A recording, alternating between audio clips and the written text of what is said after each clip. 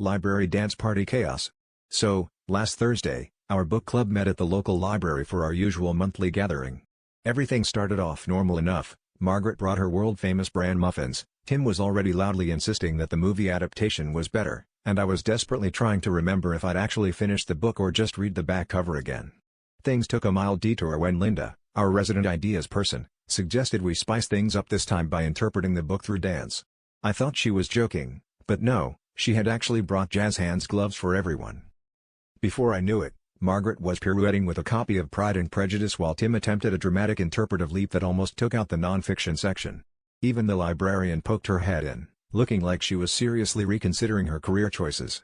At first, it was just a few basic moves, Linda waving her arms around, supposedly becoming Mr. Darcy, but then things escalated.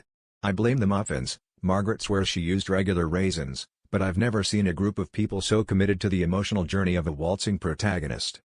It all went off the rails when someone, let's call him not me, tried to act out the infamous proposal scene through what can only be described as an aggressive game of charades with a chair and a copy of Sense and Sensibility. By the time Tim started miming a carriage chase, using 2 rolling library carts and a suspicious amount of interpretive grunting, we had drawn a crowd of confused onlookers, one very distressed library cat, and the stern attention of the head librarian, who, for the record, has the whistle skills of a soccer referee. Long story short, we're now banned from the library for aggressive charades and disturbing the peace of the Dewey Decimal System.